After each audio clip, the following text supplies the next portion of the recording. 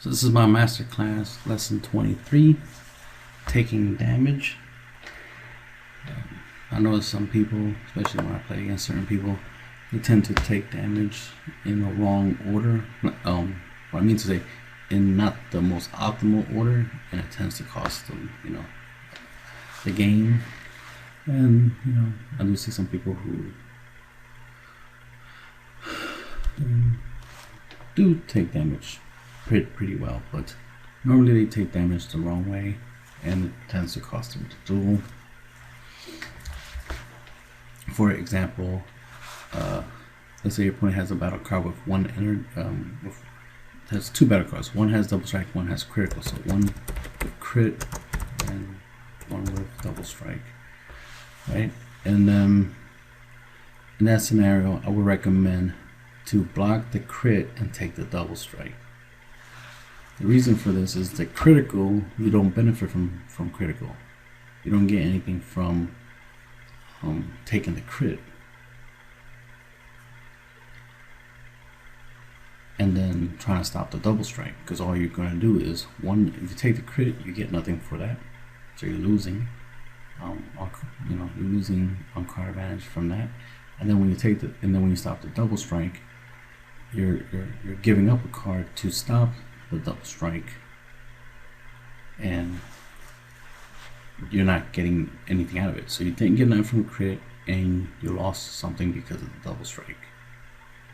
But if you do it differently, where you stop the double strike, the crit, because you aren't going to get anything from the crit anyway, might as well stop it and then take the double strike, because you will benefit from getting the double strike. You'll get something for it.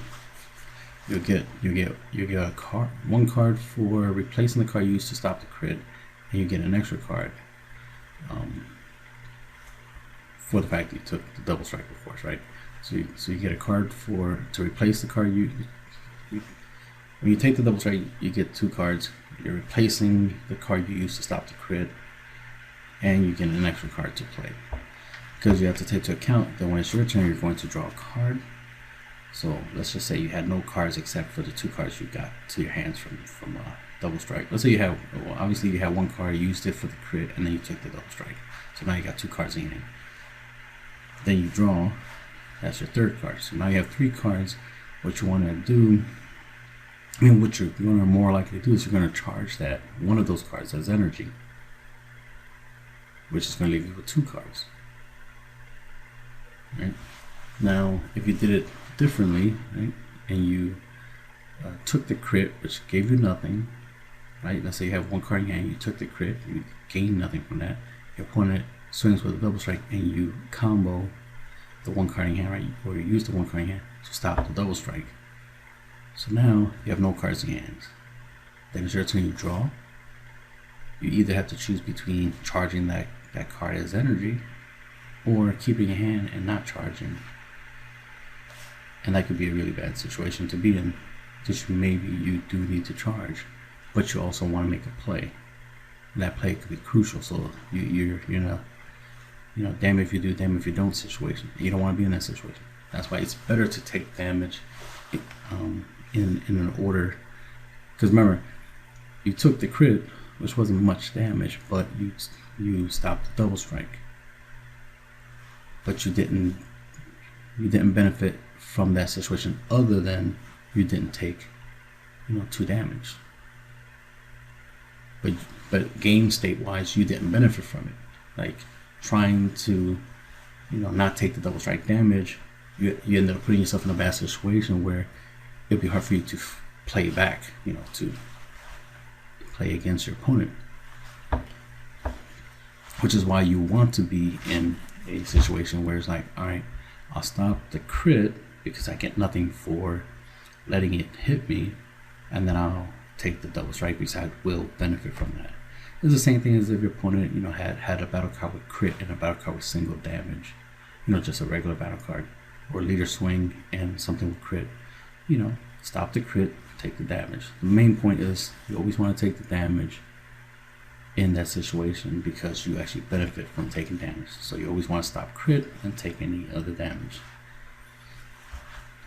Of course, if both damage is, if there is no crit in this scenario, then obviously you want to take the least damage, right? So you'll take the single damage and not take the double strikes. So you'll take the single damage because you will add a card from that to your hand, and then stop the double strike damage. And the double strike damage can be stopped with the card that was added to your hand from the first damage. That's why taking crit is not helpful to do when your opponent is going to swing with double strike afterwards, because you're not getting anything that you can use towards that double strike. You're going to have to use what you already have, which might be very little at that point in time. Now, of course, if you can stop both crit and double strike, stop all the damage. If you can stop all the damage and still have card advantage, then go for it. But there's times where you might not have card advantage, or you might not want to give up cards. I know I'm not a fan of comboing off cards from my hands just to try to stop my opponent from dealing me damage. But if I don't stop my opponent from dealing damage, that increases their chances of winning. So, I'm a, damn if you do, damn if you don't situation. So typically you want to, prevent as much damage as possible. So using life as defense. Sometimes you gotta let your opponent do you damage. Sometimes it's pointless to try to stop them. You should pre-plan when you build a deck and stuff like that, how much damage you're willing to take, like your maximum damage, like maximum acceptable damage. If 3 damage is more than enough, like you have no problem taking 3 damage in a game, then that gives you a cushion. That gives you the ability to be like, all right, there's situations where I'm gonna take the damage because it's only gonna add up to 3 damage. If it's going to add up to more than that, then that could be a problem, and you have to adjust. But you should have preset strategy for how much damage you're going to allow yourself to take. For example, let's go with this idea. You don't want to take more than 1 damage on turn 1. You don't want to take more than 1 damage on turn 2, and the list goes on and on. So pretty much, if you can minimize the damage you take to 1 damage per turn in 4 turns, that's only 4 damage. That's only half of your life, right? Half of the 8 that you have. So optimally, you want to just take 1 damage per turn. Which could just be something as basic as a leader swing. If all your opponents swing with the leader, you can stop it. Then stop it, right? Don't take no damage. If your opponent's going to swing with a leader and a unison and a battle card, then you want to minimize as much of the damage as possible to like 1 damage. There'll be situations where the best you can do is minimize it to 2 damage, but at least you're minimizing it. Because you're going to take damage at some point in time, but sometimes you have to take damage on purpose versus taking damage just because you had no choice but to take it. But you have to plan for it, and that's all I'm trying to say is make sure you're prepared to take damage, and utilize that factor in the game. Use it as an advantage. Don't look at it as like, oh, I'm taking damage and that's the problem. A lot of times that's a benefit, that's a plus, that's an advantage. When you master the art of taking damage and utilizing it, it makes a difference. Because what if your opponent, like, let's say you might be in a situation where you went first, your opponent goes second, your opponent swings at you, they deal you 8 damage, you allowed all that damage to go through, right? Now you're at 2 life, you got 6 new cards in your hands because none of the damage was critical, and then on your turn, you draw, play your energy, and you go off, right? You took the 6 damage on purpose. You allow your opponent to deal you 6 damage. And then you use that 6 damage, those 6 cards you gain from that situation to clap back and beat your opponent. So that's the importance of taking damage. A lot, you can think of like, oh, taking damage, that's generic, like as in that's just going to happen. Somebody's going to attack you, you're going to take damage. That tends to happen. That's just part of the game. But taking damage on purpose, for a purpose, with a plan. You plan to take the damage. You plan the damage to benefit you. You plan the damage to be part of your win con, part of your strategy to win the game. That's different. You know, it's a different mindset. You know, because obviously when you play the game, you're gonna take damage at some point in time. Your card's gonna be taken out of your life for an effect or from somebody attacking. You know, so like that's obvious, right? That your life is not gonna be at 8 the whole entire game. At some point, you're gonna take damage. It's obvious, but taking advantage of it, you know, mastering it, utilizing it, making this part of your strategy, part of how you play. Taking damage is important. So that's what the point of this video is, you know, mastering the idea of taking damage. You know, taking damage and keeping to my. Sometimes I'll take damage because I plan to use the card that I add to my hand from my life as energy. Like I'm like, oh yeah, I got all these really good cards in my hands, and I want to play them, so I want to charge them. And I could charge the card I draw on my turn, but what if that's also a really good card? So right now my opponent's attacking with a leader. You know what? I could stop it, but I'd rather take it because, you know, that card might be something I need, or it's energy, one of the two, right? So it's about planning. Sometimes I'll take a damage, even though I can stop a damage with like a 5k combo. I'll take it because of the fact that maybe I'll add a negate. And there's been times where I have done that. Let me play some footage for you in the background, where I've taken damage with the intent of getting a negate out of it. As you can see, the leader is double strike in this situation because it's awakened. So I'm looking at it, it's like, alright, it's double strike, it's getting boosted. So I'm going to negate that attack. I'm not trying to take no double strike. Alright, now he's attacking with unison, no response there. He's super combos. He's 25k, I'll take the hit. We know I could, 1, 2, 3. I could have out comboed. With 3 cards in my hands, I could have out comboed that attack, but it was, you know, it's pointless. I'd rather keep the cards in my hands. Alright, so as you can see, he attacked with his big card first, which makes his 6 drop not being able to attack. He should have attacked with 6 drop first, then his 8 drop. And this is a pretty good deck. I like this is some really good powerful shit right there. That's what I like to see. Gogeta doing his thing. So this was a real fun duel.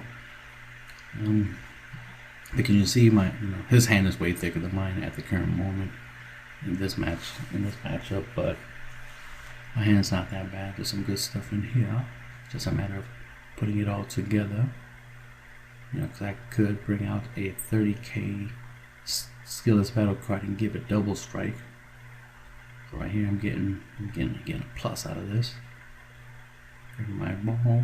Got my ball. So right there is free 5k combo. Unless I use it on a skillless battle card, then it's a 10k combo. So I'm looking, trying to figure out what I can get. So I know I have my spark and negates. I still have 5 life. My opponent's at 3. So I kept my energy up. So I have this reusable 5k here that I can use defensively. I'm going to use my negate to negate that triple strike, but it's dual attack, so of course he can attack more than once. Also has the ability that when he attacks, he KOs a battle card. So he was able to get rid of my 1 drop, negate that attack with his battle card. He attacks with the leader. I do not stop it. And we all know that's double strike. So he's boosting it up. He's going in hard on the double strike. We all know what I'm about to do. Yeah. I don't want to take this this double strike damage, so I'll take 1 damage. He just wait. I really wanted him to dump his whole hand into that attack. That would have been delicious. But nah, he didn't fall for it. He didn't dump as much. But he did use up a lot of cards. Then he recovered some life. I'm like, oh, keep the little rejuvenation trick. It didn't save for me to get rid of the battle card, but I knew I was supposed to get rid of it because clearly he's using the -2 ability, which is going to allow him to board wipe my board. And he forgot to, you know, attack with his 6-drop first. So I'm at 5 energy. 4 life, he's at 4 life. I'll pay 2 to bring back my blocker. Mill 2.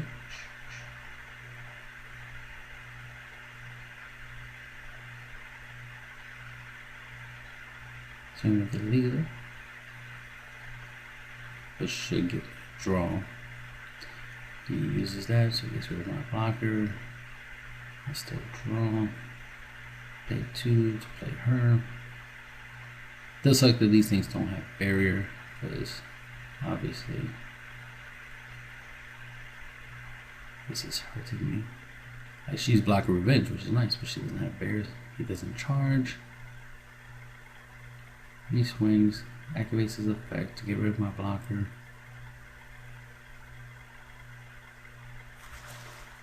So that was a waste. It's like she was there for a reason. Now I could have played her. I mean, it wouldn't matter either way. I was thinking like maybe I should keep it in my hand and then play her through her counterplay ability. But then he has to actually play something for that, so it's like I'll just cast her. But he still had a way to get rid of it, so it's like you got that. But as you can see, I still got my negate here, so he's obviously trying to go triple strike, so I'll take 1 damage instead, do that effect. Then he swings again. Here I can obviously crit, you know, take a life and stop his second triple strike, so I stop 6 damage just by taking 2 life. Now he's swinging double strike, so now it's a matter of trying to out combo. So right now he's trying to combo in. It's like, alright, well, obviously you're gonna get me with this, because you know I can only combo with so much, and I'm just throwing all this in just to be funny, just like, oh, this is all I got, GG. Now if he didn't combo, obviously that would have increased my chances of stopping that attack, but he still has his leader and unison swing. So you know, if I had a board wipe away to get rid of all his cards, that would have greatly increased my survival rate, of course. But right there, you see that I was able to, you know, hold my own with very little, because you know, I'm taking damage, but a lot less than I would have taken if I played any other way, because he would have triple striked me multiple times. But I was able to last long. I just didn't have a good clap back to take him down. Let's see how much life he had. I have 4. We knew he was at 3 before he did his unison play. Get that out right. All right. Let's see if there's anything else to say. Or you mentioned that you want to take. Obviously, you always want to take less damage than more damage. You don't want to take double, triple, quadruple strike damage. You rather take single damage, obviously. But if you're in a situation where you have to take it's crit versus damage, you rather take damage and not take crit, because crit, you don't benefit from crit. Why take damage from crit and get nothing for it when you can stop it and take damage and get something for it? So it's just the idea of you want something for something, right? You don't want, so don't take crit, take double strike.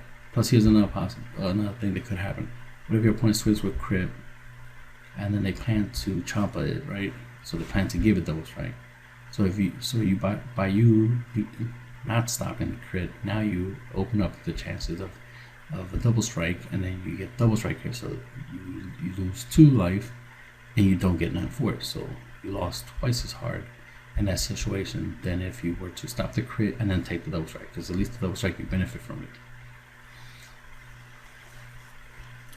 You know, as in card advantage, you benefit from having cards that you can use and clap back your opponent with. And you know, make sure you have a strategy to do so, to take advantage of that. If you're in a scenario where it's like you don't have a clap back, right? You don't have anything you could do per se, and it just feels like you're probably gonna lose anyway.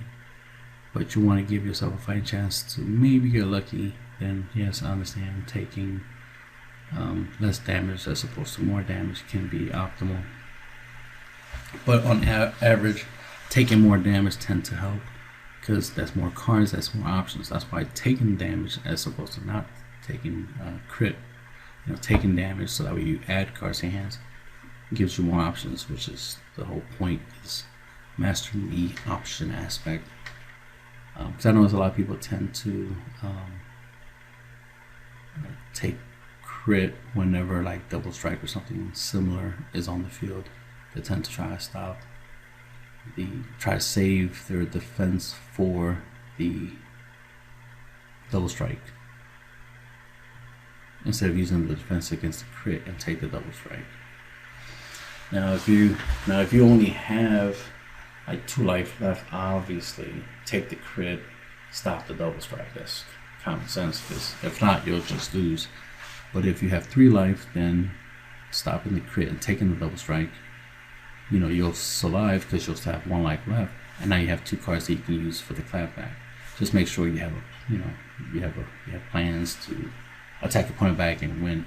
Your opponent should be on low life anyway. By the time you even get to a position where you end up at 2 or 1 life, your opponent should already be at 2 or 1 life already. If you're playing your deck properly and playing the game right, you should be easily doing 2 to 4 damage on turn 1 anyway. So by the time you get to turn 3, at the latest, right, turn 3, your opponent should be down to 2 at least, and then you should be trying to go for game on turn 3 or turn 4. And that'll be the end of the video.